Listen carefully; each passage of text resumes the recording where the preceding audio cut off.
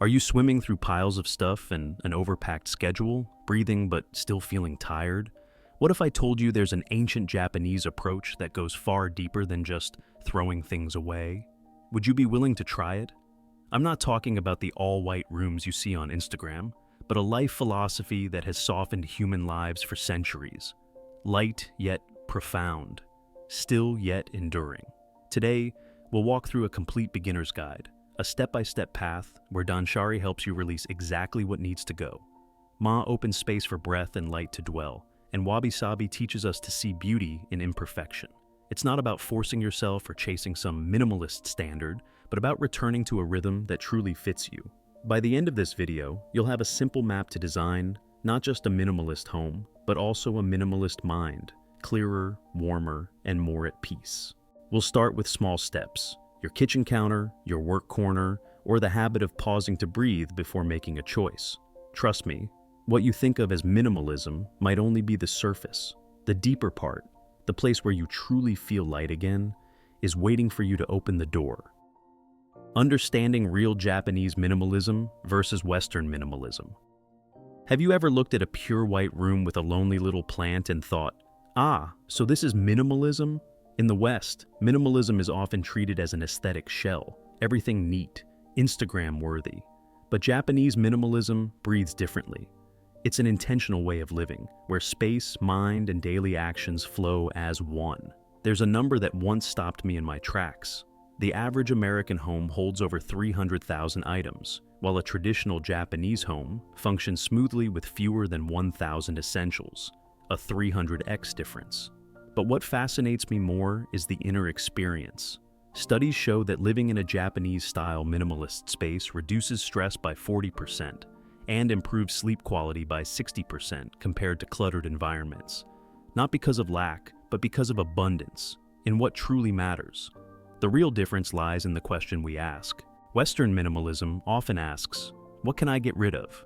Japanese minimalism gently asks, what deserves to stay? With that subtle shift, the perspective transforms from resisting excess to honoring the soulful. So tonight, if you open your closet, touch one item, and softly ask, do you deserve to stay? You may already be on your way home. Slow down, listen to your space, and let life itself answer. The three pillars, Danshari, Ma, and Wabi-Sabi. If minimalism were only about tidying up, you would have finished long ago. But Japanese minimalism goes much deeper, like a gentle conversation between you and the space you live in. Let's begin with its philosophical foundation. Danshari, Ma, and Wabi-Sabi. Danshari isn't just about throwing things away. It's a three-step spiritual journey. Dan, refuse what you don't need. Sha, let go of what you don't use. Ri, detach from material attachment. In practice, it's simple. Before buying, ask, do I truly need this or just want it? When keeping something, ask, when was the last time it truly served me? And finally, do I keep this because I love it or because I fear letting it go? Just these three questions can calm the endless thirst for one more thing. Then comes Ma, the power of empty space. Ma isn't emptiness for its own sake, but intentional breathing room that lets life flow. In Japanese architecture and rhythm, Ma is the silence between two notes, the pause between two sentences, the bright space where the mind clears.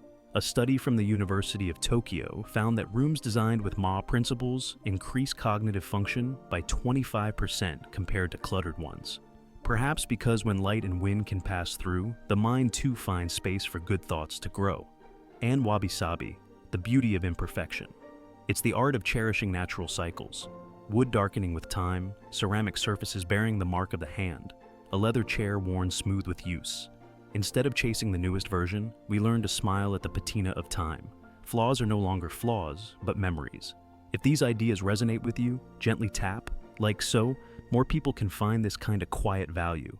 And if you'd love to hear more Japanese minimalist secrets, hit subscribe and ring the bell. I have much more I want to share softly with you.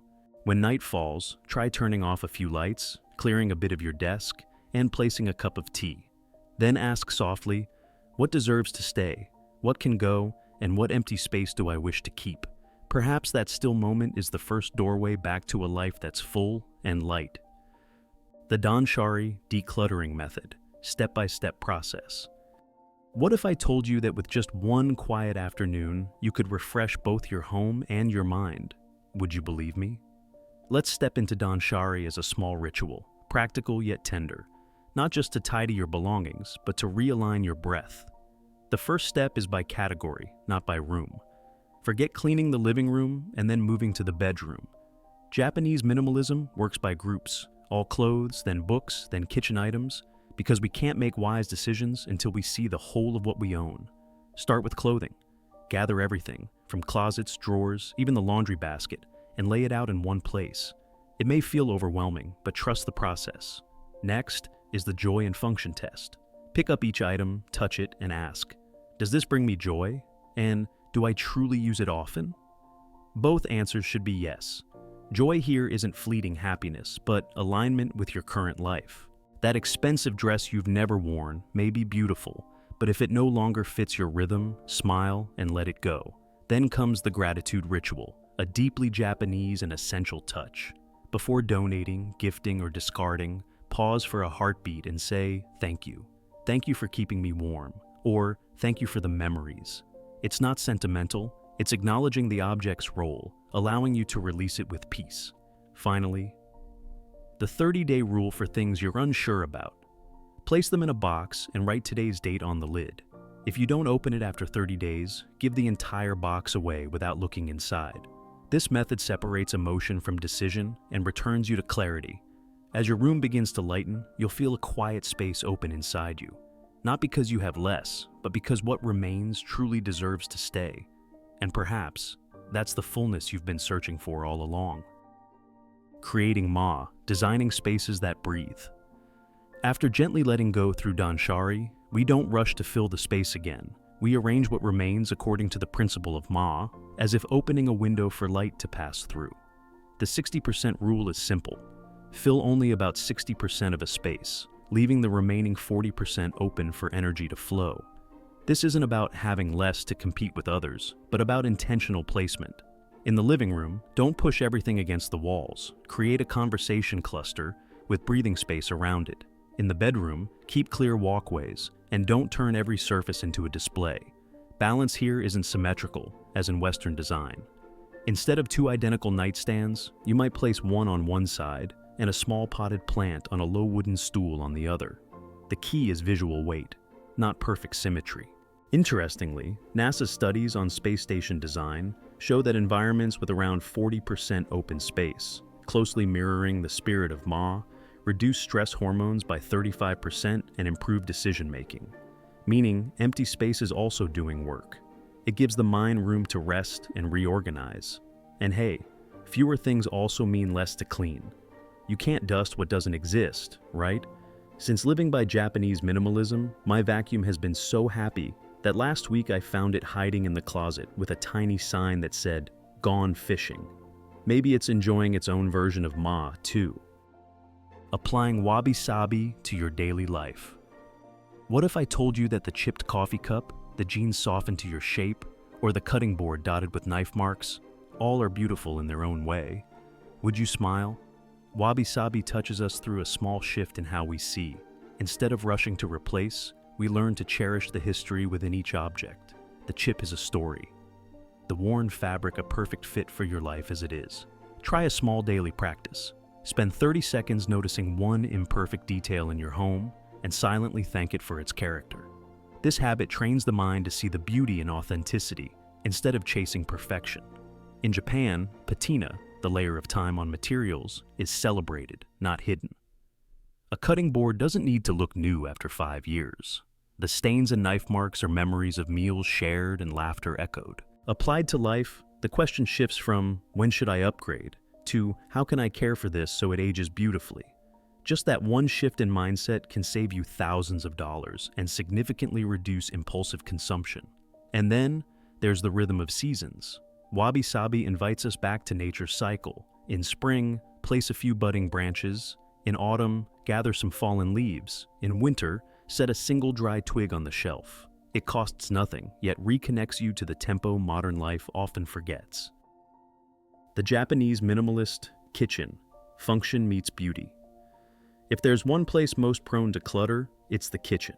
But in Japanese spirit, The kitchen isn't just for cooking, it's for slowing down, breathing deeply, and nourishing. The philosophy is clear: fewer tools, but enough, and built to last. Like a carefully chosen set of instruments meant to play many songs. Instead of 20 specialized gadgets, invest in 5, 7 truly good, versatile tools you love touching every day. A sharp chef's knife, a solid cutting board, a cast iron pan, a rice cooker, a few quality bowls, enough to handle 80% of cooking tasks. The key is choosing items meant to walk with you for decades. Storage, too, is intentional minimalism. Favor natural materials and proper sizing: glass jars, wooden boxes, bamboo containers.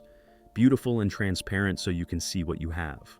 A small tip: store ingredients in clear containers and organize by usage frequency. Daily items at eye level, weekly ones higher or lower.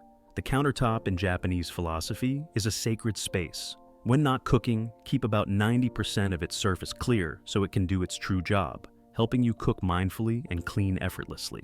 That also means putting away appliances you don't use daily and not turning the counter into a landing zone for mail, keys, or "I'll deal with this later" items. Creating a minimalist bedroom sanctuary. What if simply lowering your line of sight could help you sleep deeper? The bedroom, in Japanese spirit, is a place to retreat and restore. You don't have to sleep on a futon, though many do, but try lowering the ground of the space. A low bed, a few floor cushions for reading, minimal tall furniture. When the eyes stop being pulled upward, the body naturally settles down. A study from the Japanese Sleep Institute found that bedrooms furnished with low-profile items improve sleep quality by reducing visual stimulation before bedtime. When the eyes rest, the mind rests too. Your wardrobe also needs to breathe. Instead of cramming it full, Japanese minimalism suggests a curated capsule wardrobe, pieces you truly wear and love. The goal isn't the fewest, but the truest. Start with essentials and neutral tones that mix easily, then add a few joy pieces that reflect your personality. Many find that 30-40 items, including underwear and accessories, are enough for a compact yet abundant wardrobe. And then, boundaries with technology. Traditional Japanese homes separate activity zones clearly. You can apply the same by keeping tech outside the bedroom. If you need an alarm, place your charging station by the door and use a real clock. When the screen leaves the bed, sleep closes more peacefully. Creating a minimalist bathroom sanctuary. Have you ever opened your bathroom door and felt like stepping into a tiny spa? In Japanese spirit, that isn't luxury. It's simply choosing less but better, slower but deeper. Start with the 3-product challenge for each function. 3 for skincare, 3 for hair care, 3 for cleaning. When everything is gently limited this way, you're forced to choose quality over quantity, and your mind stops tiring from endless micro-decisions. Every bottle that remains has a reason to stay. Then, feel the materials. Replace plastic with glass, bamboo, or ceramic, surfaces that age beautifully and soften visual noise. A bamboo soap dish, a few clear glass jars, and suddenly the sink brightens by half a breath. You don't need decor, just let the materials speak. And finally, the 2-minute reset ritual each night. Wipe surfaces, return items to their place, hang towels neatly. The sense of closing the day completely makes the next morning open gently. You step into the bathroom and meet clarity. Fewer things, but more presence. And amid the faint scent of soap, you realize you're tending not just to the room, but to the rhythm within yourself. Japanese minimalism for families with children. It might sound impossible, yet many Japanese families have lived minimally for generations. And the beauty is, the children still play freely. The secret isn't in restriction, but in intentional ownership. When a child wants a new toy, you talk together. What will you do with this? Where will it live in our home? To make space for this new friend, which one are you ready to say goodbye to? Each question is like a small mirror, helping the child understand their real needs. What about toys? Try a rotation system. Keep only 20-30% of toys within reach, store the rest away, and rotate monthly. Interestingly, with fewer choices, children play more creatively. And each time they open the toy vault, it feels like a small festival. Play areas also need intentional empty space. Instead of filling the room with shelves, keep the floor open so their bodies and imagination can move freely. Use low, open shelves so children can see and put things away themselves, a gentle lesson in independence. And a very practical bonus: fewer scattered toys mean fewer late-night acrobatics to avoid stepping on Lego pieces on your way to the bathroom. Your feet will thank you, and your neighbors will too when they no longer hear your 2 a.m. battle cries. The minimalist home office: clarity for productivity. Have you ever sat at a multi-purpose desk only to find your mind scattered everywhere? In Japan, people don't try to fit everything onto one surface. They create small single-purpose zones: a place just for handwriting, a spot for the computer, a corner for planning. When the body moves from one zone to another, the brain understands its shifting modes. The intentional space, begins to soften your inner pace. There's no more pending pile on the desk. Everything flows in a very Japanese rhythm: a place to receive, a place to process, and a place to store. Inbox Zero isn't a race to empty everything, but the art of touching each item once and putting it exactly where it belongs. Papers, emails, digital files, each has its own home to return to. If possible, place your desk near a window. A small plant beside natural light helps the space breathe more evenly. Studies show that work environments with natural elements can boost productivity by up to 25%. Light, green leaves, and a clear desk. Small things, yet enough for you to hear your own heartbeat and do one thing fully today. Digital minimalism, the Japanese way. When I come home, I set my phone down on a small wooden tray, just as the Japanese place their keys neatly in the same spot. During meals, it sleeps in a charging corner in the kitchen. At night, the bedroom is a no-phone zone. When objects have a home, the mind also knows where to return. Have you tried giving your phone a proper place to rest? Then comes decluttering apps, a Donshari for the digital world. I ask myself, does this app still bring joy or function? When was the last time I used it meaningfully?